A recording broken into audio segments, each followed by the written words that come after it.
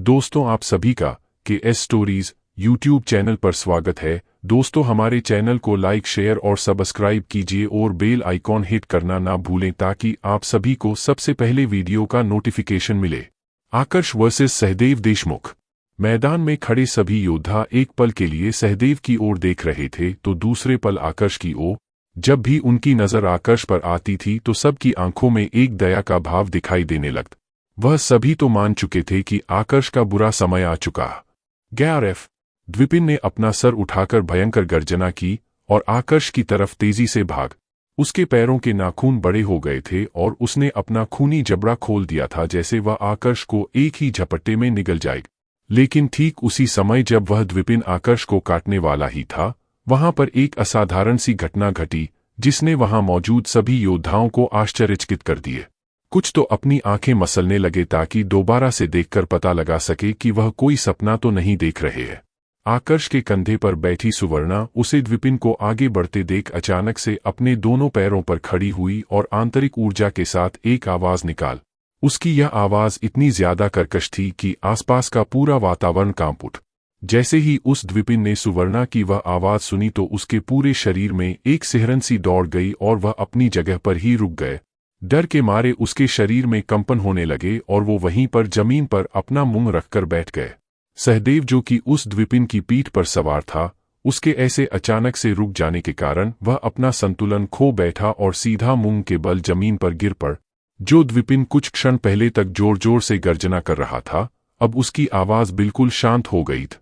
उसकी गर्दन जमीन से चिपक गई थी जैसे कोई आम नागरिक अपने सम्राट के सामने घुटने टेकता है। वहीं दूसरी ओर आकर्ष के कंधे पर खड़ी सुवर्णा अपने एक हाथ को हवा में उठाकर शाही अंदाज में उस द्विपिन के प्रणाम का जवाब दे रही थी। उसका सिर गर्व से ऊंचा था जैसे कोई सम्राट अपनी प्रजा को देखकर गर्वित महसूस करता है। अपने सामने का यह नजारा देख वहां मौजूद प्रत्येक योद्धा हैरत में था। उनके लिए यह दृश्य किसी चमत्कार से कम नहीं था। एक द्विपिन जो ब्रह्मा मंडल के 7वें स्तर में पहुंचा हुआ है और जिसे अपनी क्रूरता के लिए जाना जाता है, वाले एक साधारण से चूहे के सामने सिर झुकाए पड़ा है। यह कैसे हो सकता है? भीड़ में से एक व्यक्ति ने आश्चर्यचकित होते हुए कहा, यह तो मुझे भी समझ में नहीं आ रहा है। भला इतना शक्तिशाली जानवर एक चूहे से कैसे डर सकता है? यह तो अपने पूरे प्रजाति का नाक कटवा रहा है। दूसरे ने व्यंग्य करते हुए कहा, कहीं ऐसा तो नहीं कि यह चूहा भी कोई शक्तिशाली जानवर है या फिर किसी आसुरी जानवर का वंशज है? तीसरे व्यक्ति ने पूछ, नहीं, दिखने में तो यह एक साधारण सा पालतू चूहा ही लग रहा है।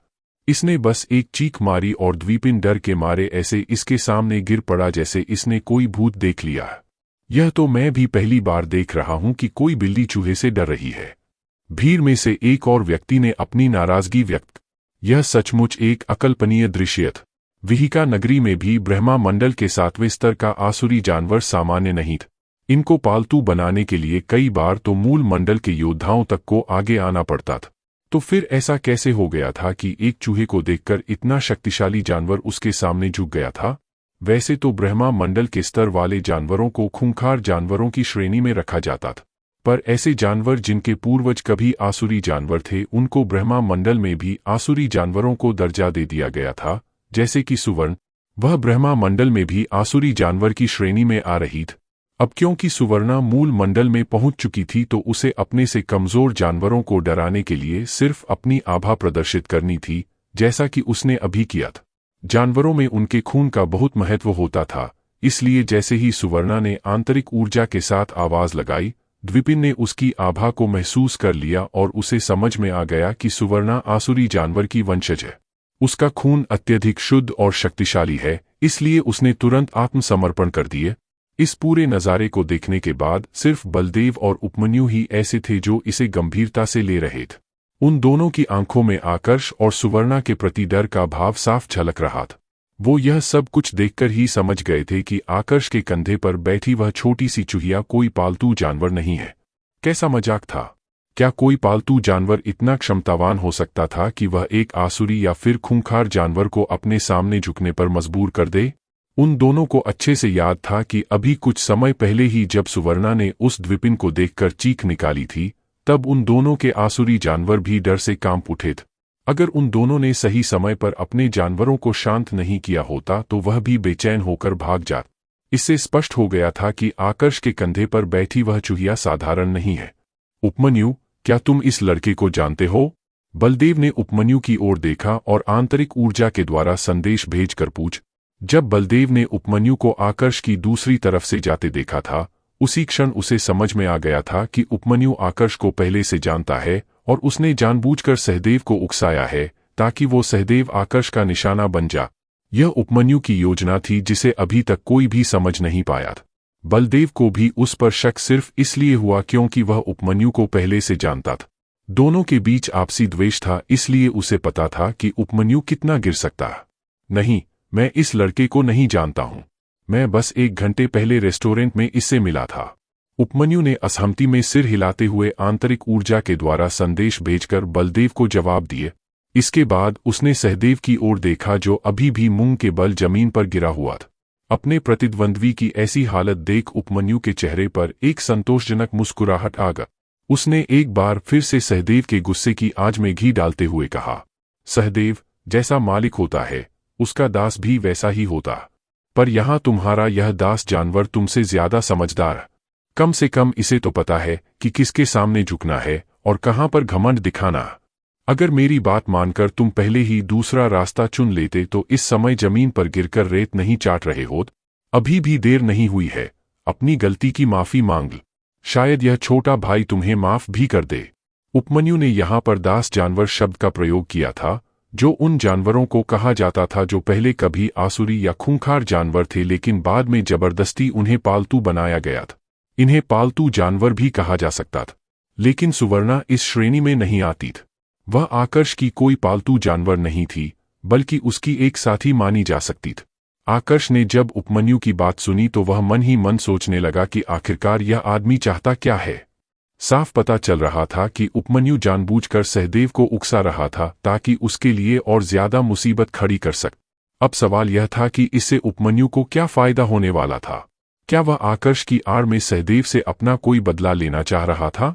दूसरों की बुरी स्थिति में दूसरों का ही फायदा कैसे उठाया जाए, इसमें यह आदमी बहुत माहिर है। ऐसे लोगों से जितना दूर रहा जाए उतना ही अच्छा है। आकर्ष ने उपमन्यु को देखकर मन ही मन में अपने आप से कहा। इधर सहदेव ने जब उपमन्यु के शब्द सुने तो अपमान के मारे उसका पूरा चेहरा काला पड़ने लगा।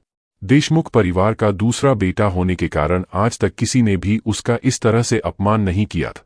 सब उसके परिवार से डरते थे, पर आज एक अनजान योद्धा उसे इस तरह से अपमानित कर रहा था।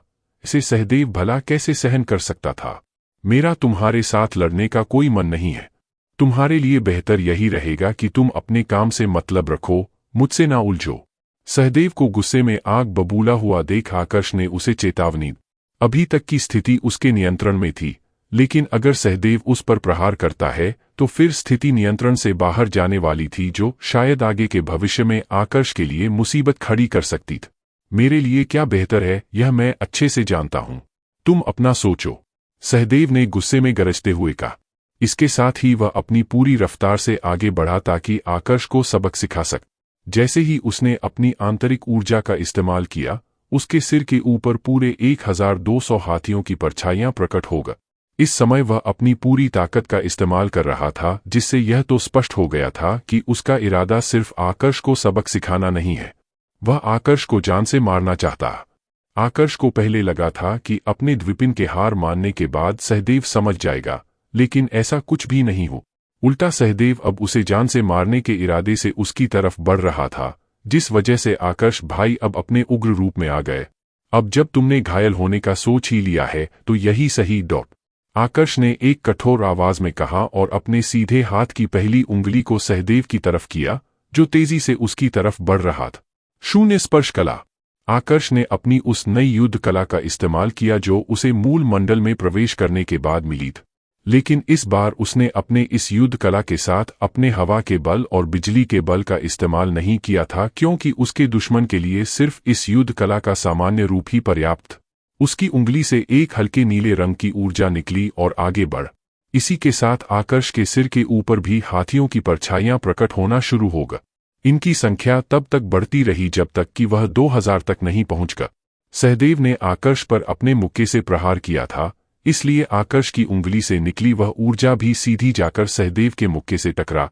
उसकी वह ऊर्जा सहदेव के मुक्के को चीरते हुए उसकी मांसपेशियों में ऐसे घुसी मानो वह कोई रुई की दीवार को चीर रही है। आशिश! दर्द महसूस होते ही सहदेव जोर से चीख पड़। जिस हाथ से उसने आकर्ष पर प्रहार किया था, उसके आगे का पूरा हिस्सा ऐसे बिखर गया था जैसे गुब्बारा फटा। उसका पूरा पंजा नष्ट हो गया था और उससे जो खून निकला था उसके छींटे सीधे जाकर सहदेव के मुंह पर गिर। सहदेव ने तुरंत अपनी तरफ से प्रतिक्रिया दी और अपने दूसरे हाथ से जख्मी हाथ को पकड़ लिए। अपनी आंतरिक ऊर्जा का इस्तेमाल करके वह खून को बहने से रोकने लग। उसका पूरा शरीर कांप रहा था और पीठ ठंडे पसीने से भीग गई थी। नहीं, यह नहीं हो सकता, उसने कांपते हुए कहा। उसकी नजर आकर्ष के सिर के ऊपर मौजूद 2000 हाथियों की परछाइयों पर थी, जो अब धीरे धीरे गायब हो रही थी। सहदेव बार बार असहमति में अपना सिर हिला रहा था, जैसे वह यह मानने के लिए तैयार ही नहीं है कि वह जो कुछ देख रहा है वह सच है। उसके सामने खड़ा लड़का जो अभी 25 साल का भी नहीं है, उसने मूल मंडल के पहले स्तर में प्रवेश कर लिया है। इस पर वह तो क्या कोई भी इतनी आसानी से यकीन नहीं कर पाता। इसी बीच सहदेव को एक बार फिर से अपने हाथ में दर्द महसूस होने लगा, जिस वजह से उसका पूरा चेहरा सफेद पड़ गया। उसे समझ में नहीं आया कि अब अचानक से उसके हाथ में दर्द क्यों होने लगा। जैसे ही उसने अपनी आंतरिक ऊर्जा का इस्तेमाल करके अपने हाथ की अंदर की स्थिति का निरीक्षण किया तो उसका चेहरा पूरा पीला पड़ गया। तुमने मेरी सारी मांसपेशियां नष्ट कर दी। मेरा हाथ अपंग हो गया है। मेरा देशमुख परिवार अब तुम्हें छोड़ेगा नहीं। तुमने जो गलती की है उसकी सजा तुम्हारे पूरे परिवार को भुगतनी होगी। अपनी ऐसी स्थिति में भी सहदेव ने आकर्ष को धमकी देते हुए कहा। दरअसल आकर्ष की वो नई ऊर्जा सहदेव के हाथ को नष्ट करने के बाद उसके हाथ में ही रह गई थी। यह ऊर्जा इतनी ज्यादा थी कि सहदेव का सामान्य शरीर इसे सहन नहीं कर पाया और उसके हाथ की हड्डियों सहित अंदर की सारी मांसपेशियां नष्ट हो गई। उसकी ऊर्जा ने सहदेव की हड्डी के इतने अंदर तक प्रवेश किया था कि अंदर की संरचना के साथ साथ अस्थि मज्जा भी नष्ट हो गया था। अब इस स्थिति में अगर सहदेव एक चौथे स्तर की रक्षार्थ गोली का भी सेवन कर लेता है तो भी उसके हाथ का फिर से काम करना असंभव था। मैंने तुमसे पहले ही कहा था कि मुझसे मत उलझ, पर तुमने मेरी बात को गंभीरता से नहीं लिया। यह उसी का परिणाम है। वैसे अभी भी तुम्हारे पास मौका है, चुपचाप यहां से चले जाओ। अन्यथा अगला निशाना तुम्हारा सिर होगा। आकर्ष ने एक हल्के गुस्से से भरी आवाज में सहदेव से कहा। उसकी यह धमकी सुनकर सहदेव का चेहरा गुस्से से पूरा लाल हो गए। वह कुछ कहने वाला ही था कि तभी उसे याद आया कि आकर्ष ने अभी जो कुछ भी कहा है वह बिल्कुल सच है। वाकई ही उसके हमला करने से पहले आकर्ष ने उसे चेतावनी दी थी, पर उस समय उसने उसकी चेतावनी पर ध्यान नहीं दिया। उसे लगा कि वह बस ऐसे ही बातें कर रहा है। तुम मारे जाओगे, मेरा परिवार तुम्हें छोड़ेगा नहीं, सहदेव ने आकर्ष को चेतावनी देते हुए कहा और फिर अपने द्विपिन की ओर देखने लगा जो अभी भी जमीन पर लेटा हुआ था। उठो, अभी तक तुमने मेरी जो बेइज्जती करवाई है क्या वह पर्याप्त नहीं है? सहदेव ने उस द्विपिन पर अपना गुस्सा निकालते हुए कहा। लेकिन वो द्विपिन बिना किसी प्रतिक्रिया के वहीं पर लेटा रहा। उसकी आंखों में अभी भी डर दिख रहा था। उसे डर था कि अगर उसने कुछ भी किया तो आकर्ष के कंधे पर बैठी सुवर्णा उसे अपना निशाना बना लेगी। सहदेव ने जब देखा कि उसका दास जानवर उसकी ही आज्ञा का उल्लंघन कर रहा है तो गुस्से में उसने अपनी जादुई तलवार का आह्वान किया और उस द्विपिन पर प्रहार कर दिए। काचा! तलवार सीधी उस द्विपिन के सिर की हड्डी को चीरते हुए दूसरी तरफ निकल गया। अपने जीवन के आखिरी क्षण तक उस जानवर ने यह नहीं सोचा था कि उसका मालिक इस तरह से अचानक उस पर प्रहार कर देगा और उसे मार डालेगा। उस जानवर को मारने के बाद जब सहदेव का गुस्सा कुछ कम हुआ तो उसने एक बार फिर से मुड़कर आकर्ष की तरफ देख। वह इस समय किसी जहरीले सांप की तरह लग रहा था। उसकी आंखों में कत्ल का भाव था, जिसका मतलब था कि यह दुश्मन यहां पर खत्म नहीं होगा। आज तो मैं जा रहा हूं पर मैं लौटकर वापस जरूर आऊंगा और तुमसे आज की इस चोट का बदला लूंगा, सहदेव ने क्रूरता से भरी आवाज में कहा और विद्यालय की उल्टी दिशा में जाने लगा। थोड़ी ही देर में वह सभी की आंखों से ओझल हो गए। आकर्ष अंदाजा लगा पा रहा था कि सहदेव कहां पर जा रहा है। निसंदेह वह अपने परिवार को इस बात की जानकारी देने जा रहा था, लेकिन आकर्ष ने सहदेव की धमकी को बिल्कुल भी गंभीरता से नहीं लिया था। देशमुख परिवार? इससे उसको बिल्कुल भी डर नहीं था। अतीत में पूरे साम्राज्य में 5 गुरुकुलों का बोलबाला था। पूरे साम्राज्य में सिर्फ एक ही परिवार था जो इन 5 गुरुकुलों को चुनौती दे सकता था। यह परिवार था अवंती साम्राज्य का शाही परिवार, जिसके पास एक अथर्व मंडल के 7वें स्तर के योद्धा का समर्थन था। लेकिन अब स्थिति बदल चुकी थी। 5 में से 2 गुरुकुल नष्ट हो गए थे और बाकी के 3 गुरुकुल एक साथ मिलकर त्रिपुर गुरुकुल का निर्माण कर चुके थे। अब इसकी ताकत इतनी बढ़ चुकी थी कि अवंती का शाही परिवार भी इसको चुनौती देने से पहले 2 बार सोच रहा था। अब जिस ताकत को शाही परिवार तक चुनौती नहीं दे रहा था, वह परिवार आकर्ष का दुश्मन बना हुआ था। आकर्ष ने इस त्रिपुर गुरुकुल के सामने घुटने नहीं टेके थे, तो फिर वह एक सामान्य से देशमुख परिवार से कैसे डर सकता था। सहदेव के वहां से चले जाने के बाद आकर्ष ने फिर से अपना ध्यान अपना टोकन हासिल करने पर केंद्रित किए। इस बार उसकी बारी आने में ज्यादा समय नहीं लगा, क्योंकि कतार में आगे की तरफ जितने भी योद्धा खड़े थे वह सब सामने से हट गए थे। 1 मिनट से भी कम समय में आकर्ष कतार में सबसे आगे आ गए। यह था शक्ति का महत्व। अगर उसके पास ताकत नहीं होती तो वह अभी भी लाइन में खड़ा होता, पर उसकी ताकत ने उसे यह विशेष अधिकार दिया था। यह लड़का मूल मंडल का योद्धा है। यकीन नहीं होता कि इतनी छोटी उम्र में यह इतना आगे आ गया है। मैदान में खड़े बाकी योद्धाओं के चेहरे पर आकर्ष के प्रति एक आश्चर्य का भाव था। इस समय सिर्फ उपमन्यु ही था जो शांत था, क्योंकि उसे पहले से पता था कि आकर्ष की क्षमता कितनी है। आखिरकार उसकी ताकत का पहला शिकार वह और उसका अंगरक्षक ही तो बना था। बलदेव को भी इस बात पर आश्चर्य हो रहा था कि उसके सामने खड़े लड़के ने इतनी छोटी उम्र में मूल मंडल में कैसे प्रवेश कर लिया था। अवंती के सभी राज्यों के अंदर प्राकृतिक ऊर्जा बहुत ही कमजोर थी। जब राजधानी में रहते हुए भी वह और उसके जैसे बाकी योद्धा इतनी छोटी उम्र में मूल मंडल में नहीं पहुंच पाए थे, तो फिर आकर्ष ने यह उपलब्धि कैसे हासिल कर ली थी। तुम पहले से जानते थे कि इस लड़के की ताकत कितनी है, है ना? तुमने जानबूझकर सहदेव को उकसाया ताकि वह इस लड़के पर हमला करें और घायल हो जाए। मैंने सही कहा ना? बलदेव ने आंतरिक ऊर्जा के द्वारा संदेश भेजकर उपमन्यु से पूछ। जब उसने देखा कि उपमन्यु ने उसकी बात से सहमत होकर सहमति में अपना सिर हिलाया है, तो उसके मुंह से गाली निकल पड़। कितने कमीने हो तुम! तुमने सच में सहदेव को मरवाना चाहा। उसका एक हाथ बुरी तरह से जख्मी हो गया है।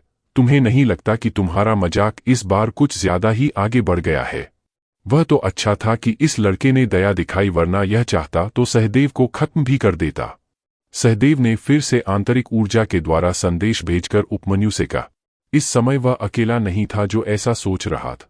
आसपास खड़े बाकी योद्धाओं का भी यही सोचना था कि इस बार उपमन्यु का मजाक कुछ ज्यादा ही भारी पड़ गया। इस पूरी स्थिति में अगर आकर्ष एक खूंखार बाघ था जो एक झटके में सब कुछ नष्ट कर सकता था, तो उपमन्यु इस स्थिति में एक जहरीला सांप था जो बिना किसी चेतावनी के डसकर अपने दुश्मन को मौत के घाट उतार सकता था। उपमन्यु उन लोगों में से था जो प्रत्यक्ष रूप से प्रहार नहीं करते थे, बल्कि गहरी योजना और षड्यंत्र रचकर अपने दुश्मन को ठिकाने लगाते थे। आगे जानने के लिए देखते रहिए द अमेजिंग मार्शल वर्ल्ड के अगले एपिसोड में। सिर्फ और सिर्फ कहानी संग्रह यूट्यूब चैनल पर। दोस्तों लाइक सब्सक्राइब करो और बेल आइकॉन हिट करना ना भूले। दोस्तों आप सभी का KS स्टोरीज यूट्यूब चैनल पर स्वागत है। दोस्तों हमारे चैनल को लाइक शेयर और सब्सक्राइब कीजिए और बेल आइकॉन हिट करना ना भूलें ताकि आप सभी को सबसे पहले वीडियो का नोटिफिकेशन मिले। अपार शक्ति विद्यालय के नियम। सभी लोगों की नजरों के बीच आकर्ष धीरे धीरे कदम बढ़ाते हुए मंच पर चढ़ा और एक पत्थर की टेबल के ठीक सामने जाकर खड़ा हो गए। सीनियर। पत्थर की टेबल के सामने बैठा बुजुर्ग अवस्था का आदमी आकर्ष को लेकर अभी भी अचंभे में था। आकर्ष इतना प्रतिभाशाली होगा इसकी उम्मीद तो उसने भी नहीं की थी। उस आदमी को अपने ही ख्यालों में खोया देख आकर्ष ने उसे आवाज लगाई, जिससे वो एकदम से अपने ख्यालों की दुनिया से बाहर आए। अपनी स्थिति के बारे में सोचकर वह बूढ़ा आदमी थोड़ा शर्मिंदा महसूस करने लगा। अब उसने अपना हाथ आगे बढ़ाया और एक शांत स्वर में आकर्ष से कहा, युवक, तुम्हारे राज्य ने तुम्हारी पहचान के लिए जो निशानी दी है वह दिखा। तुम्हारा प्रमाण पत्र कहाँ पर है? आकर्ष की शक्ति देखने के बाद उस बूढ़े व्यक्ति ने आकर्ष के साथ बड़ी ही विनम्रता से बात की। आकर्ष ने भी अब बिना किसी देरी के अपना हाथ हवा में उठाया और अपनी जादुई ही अंगूठी में से वो पत्र निकाला जो उसे अपनी पहचान की पुष्टि करने के लिए दिया गया था। सीनियर, यह मेरा प्रमाण पत्र है। आकर्ष ने उस बुजुर्ग अवस्था के आदमी से कहा। यह वही प्रमाण पत्र था जो कल्पी राज्य के राजा ने आकर्ष को उसकी यात्रा शुरू करने से पहले दिया था। जब उस बुजुर्ग आदमी ने आकर्ष से उसका प्रमाण पत्र लिया और उसे देखने लगा, तो आसपास खड़े बाकी योद्धा भी उत्सुकतावश मंच पर चढ़कर उस प्रमाण पत्र को देखने लग। सभी यह जानने के लिए उत्सुक थे कि आखिर आकर्ष जैसा प्रतिभाशाली योद्धा आया कहां से है और वह किस परिवार से संबंध रखता है। इस बार उस बुजुर्ग अवस्था के आदमी ने भी बाकी योद्धाओं को मंच पर चढ़ने से नहीं रोका, क्योंकि योद्धाओं की भांति वह भी इस सवाल का जवाब जानने के लिए काफी उत्सुक था। मैं भी जानना चाहता हूं कि आखिर ऐसा कौन है जिसने इसके जैसे योद्धा को इस काबिल बनाया है। उपमन्यु ने मंच पर चढ़ते हुए अपने आप से कहा। शायद ही ऐसा कोई दूसरा योद्धा था जिसके अंदर उसके जितनी आकर्ष की पहचान जानने की जिज्ञासा थी। बलदेव, जो कि पहले से ही आकर्ष में रुचि दिखा रहा था, अब वह भी बड़े ही ध्यान के साथ उस प्रमाण पत्र की ओर देखने लगा। जब उस बुजुर्ग अवस्था के आदमी ने प्रमाण पत्र खोला और उसको देखा तो उसकी आंखें थोड़ी सिकुड़ गईं। उसने एक आश्चर्य से भरे स्वर में चिल्लाया, कल्पी राज्य? क्या तुम्हें कल्पी राज्य के द्वारा उत्कृष्ट योद्धा के रूप में चुनकर यहां पर भेजा गया है? उस बुजुर्ग आदमी की आवाज ज्यादा तेज नहीं थी, लेकिन फिर भी आसपास खड़े बाकी योद्धाओं को सुनाई दे रही थी। उन्हें जब पता चला कि आकर्ष कहां से आया तो एक बार के लिए तो वह सभी भी स्तब्ध होकर आकर्ष की ओर देखने लग। यह कल्पी राज्य का निवासी है? मुझे इस राज्य के बारे में पता है।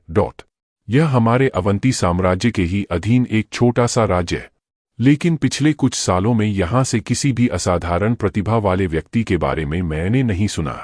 सोचने वाली बात है कि क्या सच में एक इतना कमजोर राज्य इसके जैसे प्रतिभाशाली योद्धा को जन्म दे सकता है? कहीं ऐसा तो नहीं कि सीनियर से पढ़ने में गलती हो गई है? क्या तुम उनकी नजर पर सवाल उठा रहे हो? इन्हें शाही परिवार के द्वारा चुना गया। तुम्हें लगता है कि यह ऐसी कोई गलती करेंगे? अगर सीनियर से गलती नहीं हुई है और यह लड़का सच में कल्पी राज्य से ही है, तो मुझे लगता है कि यह पक्का किसी शक्तिशाली समुदाय का हिस्सा होगा। एक कमजोर राज्य से इतने शक्तिशाली योद्धा का आना असंभव है। जरूर किसी बाहरी ताकत ने इसकी मदद की है। आसपास खड़े सभी योद्धा आकर्ष की पहचान को लेकर अलग अलग मत देने लग। कोई भी इस बात को मानने के लिए तैयार नहीं था कि आकर्ष एक छोटे राज्य से निकलकर यहां तक पहुंचा। आकर्ष की पहचान उस छवि से बिल्कुल भी मेल नहीं खा रही थी जो उन्होंने उसके बारे में अपने मन में बनाई थी। आकर्ष ने उन सबको जो झटका दिया था वह बहुत बड़ा था। उसकी प्रतिभा की वजह से अब बाकी योद्धा उसकी तुलना अवंती साम्राज्य की नई पीढ़ी के 5 सबसे शक्तिशाली योद्धाओं के साथ करने लग। तो यह एक छोटे से राज्य से आया। लगता है मैंने इसके बारे में कुछ ज्यादा ही बड़ी बड़ी कल्पनाएं करनी शुरू कर दी थी। लेकिन कल्पना ही सही, यह बात तो बिल्कुल सच है कि इसकी प्रतिभा बहुत ही ज्यादा उच्च है। इस प्रतिभा के साथ आगे भविष्य में इसकी उपलब्धियां भी शीर्ष स्तर की होग। ऐसा योद्धा से दोस्ती करना सबसे बेहतर विकल्प है। अगर इसे दुश्मनों की श्रेणी में रखा तो एक न एक दिन यह मुझे खत्म करके मानेगा। उपमन्यु ने मन ही मन में अपने आप से कहा। सुना तुमने? यह एक छोटा राज्य से आया है। उपमन्यु को बिल्कुल चुप देख बलदेव ने उसे आंतरिक ऊर्जा के द्वारा संदेश भेज कर कहा, हाँ सुना मैंने, पर तुम इसको हल्के में मत लेन। अभी से अगर यह इतना आगे है तो सोच कर देखो आज से 10 या 15 साल बाद में इसका स्तर किस मंडल में पहुंचेगा। उपमन्यु ने वापस संदेश भेजकर जवाब दिए। इस बीच पूरा वातावरण एक बार फिर से गहरी चुप्पी में डूब गए। दरअसल उस बुजुर्ग अवस्था के आदमी ने, जिसने आकर्ष से उसका प्रमाण पत्र लिया था, उसने फिर से ऐसा कुछ कह दिया था जिस वजह से सबकी हैरानी एक बार और बढ़ गई थी। उसने सभी के सामने आकर्ष का नाम लिया था, आकर्ष सिंघानिया। बस नाम ने तुरंत ही माहौल को बदल दिए।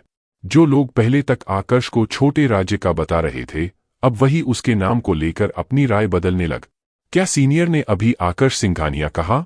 क्या उनका मतलब उसी आकर्ष सिंघानिया से है जो एक समय पर सप्तशौरी गुरुकुल का शिष्य था? कहा जाता है कि जब सप्तशौरी गुरुकुल नष्ट हुआ था तो गुरुकुल के वरिष्ठों ने अपनी जान की बाजी लगाकर आकर्ष को बचाया था और उसे अपने भविष्य की आशा के रूप में यहां से दूर भेजा था। क्या यह वही आकर्ष सिंघानिया है? अगर त्रिपुर गुरुकुल को इसके बारे में पता चल गया तो मेरे हिसाब से तो यह मात्र एक संयोग है और कुछ नहीं। ऐसा भी तो हो सकता है कि यह कोई दूसरा आकर्ष सिंघानिया हो। यह जरूरी तो नहीं है कि दुनिया में सिर्फ एक ही आकर्ष होगा। इस नाम के और भी तो कई योद्धा हो सकते हैं। इन चर्चाओं के बीच सभी योद्धाओं की नजर अब आकर्ष पर जम गई। सभी यह जानने को उत्सुक थे कि क्या यह वही आकर्ष है जिसे त्रिपुर गुरुकुल मारना चाहता है। इधर जैसे जैसे वह बुजुर्ग आदमी प्रमाण पत्र पढ़ रहा था, उसके चेहरे पर संकोच के भाव उभर रहे थे। ऐसा लग रहा था जैसे वह कुछ कहना चाह रहा है लेकिन हिचकिचा रहा है। उसके चेहरे के भाव देख आकर्ष समझ गया कि उसके मन में क्या चल रहा है। इसलिए उसने अपना सिर सहमति में हिलाते हुए जवाब दिया, हाँ, मैं वही आकर्ष सिंघानिया हूँ। कल्पी राज्य का निवासी होने के साथ साथ मैं नष्ट हो चुके सप्तशौरी गुरुकुल का एक माध्यमिक शिष्य भी हूँ। आकर्ष के इन शब्दों ने न केवल उसकी पहचान की पुष्टि की बल्कि उसकी वीरता और साहस को भी साबित कर दिए। अब वहां मौजूद हर व्यक्ति स्तब्ध था। किसी ने भी इसकी कल्पना नहीं की थी कि आकर्ष इस तरह से सामने आकर अपनी पहचान की पुष्टि करेगा। जिस व्यक्ति को अभी तक वह एक साधारण युवक समझ रहे थे, वह वास्तव में सप्तशौरी गुरुकुल का सबसे शक्तिशाली शिष्य निकला। यह वही है। तब तो कोई आश्चर्य की बात नहीं है कि इसकी प्रतिभा इतनी ज्यादा उच्च है। 1 साल पहले ही यह इतना प्रतिभाशाली था कि इसने अपना नाम बहुत प्रसिद्ध कर लिया था। बिल्कुल 1 साल पहले यह असिधार रजत और वीणापति सुयोधन को हराने के लिए प्रसिद्ध हुआ था, जो साम्राज्य की नई पीढ़ी के 5 सबसे शक्तिशाली योद्धाओं में अपना स्थान बनाकर बैठे हैं। सभी की नजरों में अब केवल प्रशंसा और उत्साह था। सभी उस व्यक्ति को एकटक देख रहे थे जिसने अपनी असाधारण प्रतिभा और साहस से सभी को आश्चर्यचकित किया था। यह वही आकर्ष सिंघानिया है। उपमन्यु और बलदेव दोनों ने एक साथ एक ही समय पर एक दूसरे की ओर देख। दोनों एक दूसरे की आंखों में आश्चर्य का भाव साफ देख पा रहे थे। उनकी आंखों में जो विस्मय का भाव था उसे शब्दों में बयां नहीं किया जा सकता था। उपमन्यु, मैंने कभी नहीं सोचा था कि हमें इस योद्धा को देखने का मौका मिलेगा। क्या तुम्हें लगता है कि हमने अभी जो कुछ कहा था इससे यह हम पर गुस्सा होगा? बलदेव ने आंतरिक ऊर्जा के द्वारा संदेश भेजकर उपमन्यु से सवाल किए। मुझे ऐसा नहीं लगता। अगर यह इस प्रकार का इंसान होता तो कब का हमला कर चुका होता। यह सहदेव को इतनी बार समझाने की कोशिश नहीं करता। उपमन्यु ने थोड़ा सोचने के बाद जवाब दिए, वैसे तुम्हें क्या लगता है, इसका इस तरह से सामने आकर अपनी पहचान स्वीकार करना सही है? अगर इसकी जगह में होता तो अपनी पहचान छुपा कर रखता और तब तक प्रतीक्षा करता जब तक कि मेरी शक्ति मेरे दुश्मनों से आगे ना निकल जाए। बलदेव ने फिर से संदेश भेजकर उपमन्यु से कहा, हर किसी के आगे बढ़ने का तरीका अलग अलग होता है। अगर यह इतनी जल्दी सामने आकर अपनी पहचान स्वीकार कर रहा है तो पक्का इसने अपने भविष्य के लिए बहुत कुछ सोच रखा होगा। मुझे यह उन लोगों में से नहीं लगता जो जोश में होश खोते हैं। जरूर इसने कुछ तो तैयारी की होगी।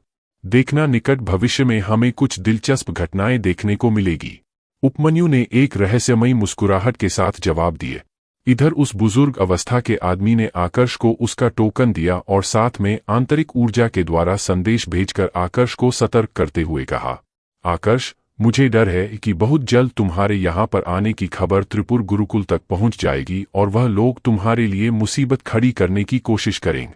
मेरी सलाह है कि अगले 1 साल तक, जब तक विद्यालय खुद तुम्हें मिशन पर बाहर ना भेजे, तब तक तुम विद्यालय से बाहर कदम मत रखना। बूढ़े व्यक्ति ने आकर्ष को सचेत तो किया था, पर उसकी आवाज में एक आत्मविश्वास का भाव भी था, क्योंकि अपार शक्ति विद्यालय को अवंती साम्राज्य के शाही परिवार द्वारा स्थापित किया गया था और इसको शाही परिवार का समर्थन भी प्राप्त। तो जब तक त्रिपुर गुरुकुल के सदस्य मूर्ख नहीं होंगे तब तक वह जल्दबाजी में इस विद्यालय पर चढ़ाई करने का तो नहीं सोचने वाले थे।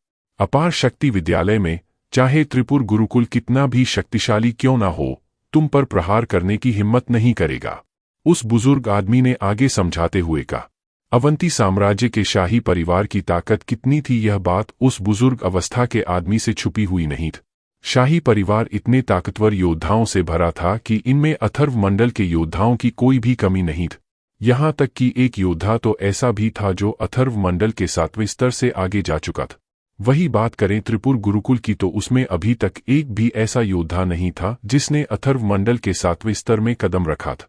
तो पूरी संभावना थी कि त्रिपुर गुरुकुल शाही परिवार के खिलाफ तो नहीं जाएगा। धन्यवाद सीनियर, मैं आपकी सलाह को याद रखूंगा। आकर्ष ने उस बुजुर्ग अवस्था के आदमी का आभार प्रकट करते हुए कहा। इसके बाद उसने अपना टोकन लिया और मैदान के मुख्य द्वार से होते हुए विद्यालय की तरफ चल पड़। जैसे ही वह विद्यालय के प्रवेश द्वार से होकर विद्यालय के अंदर पहुंचा, एक मध्य अवस्था का आदमी उसकी ओर बढ़ा। उस व्यक्ति के चेहरे पर कठोरता और कर्कशता साफ दिखाई दे रही थी। आकर्ष को देखते ही उसने एक गंभीर स्वर में कहा, वहीं रुक जाओ। यह मध्य अवस्था का आदमी आकर्ष की पहचान से अभी तक अनजान था। उसे पता नहीं था कि बाहर के मैदान में अभी क्या कुछ हुआ। अगर उसे आकर्ष की पहचान के बारे में पता होता तो वह इस तरह से आकर्ष को रोककर इस लहजे में बात नहीं करता। उस व्यक्ति की आवाज सुनकर आकर्ष ने अपना सिर सहमति में हिलाया और अपनी जगह पर ही खड़ा हो गए। उससे भी जवाब जानना था कि आखिर उसे क्यों रोका गया है। आकर्ष उस आदमी के आगे कहने का इंतजार कर ही रहा था कि तभी उसने देखा कि दो लोग कंधे से कंधा मिलाकर चलते हुए उसी की ओर आ रहे हैं। इनमें से पहला तो उपमन्यु था और दूसरा था बलदेव। दोनों अंदर आने के बाद आकर्ष के ठीक सामने खड़े होगा। तुम तीनों मेरे साथ चलो। उस मध्य अवस्था के आदमी ने आकर्ष, बलदेव और उपमन्यु तीनों को अपने पीछे चलने का इशारा करते हुए कहा। आकर्ष विद्यालय में बिल्कुल नया था, तो ऐसे में उसने उस व्यक्ति के पीछे चलना ही ठीक समझ। उसे उस आदमी के पीछे चलते देख बलदेव और उपमन्यु भी उनके पीछे चलने लग।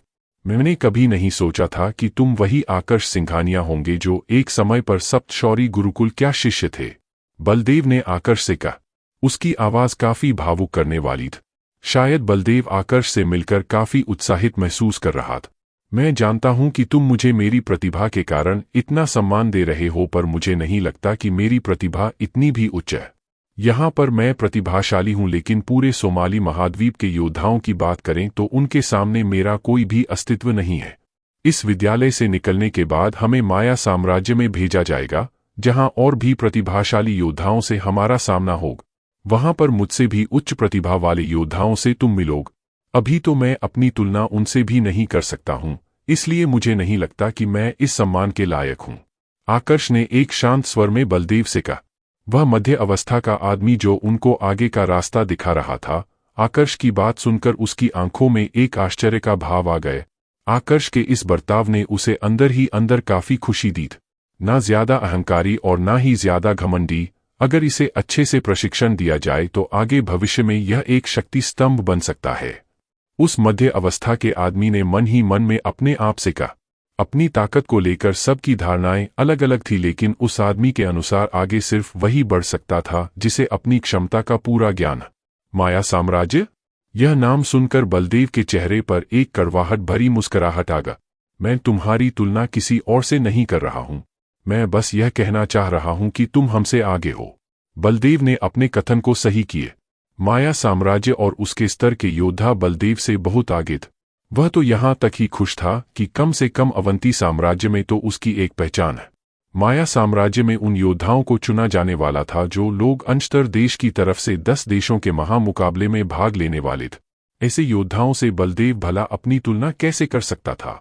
बलदेव की प्रतिक्रिया देख आकर्ष समझ गया कि वह क्या सोच रहा है, इसलिए उसने भी अब आगे कुछ नहीं कहा।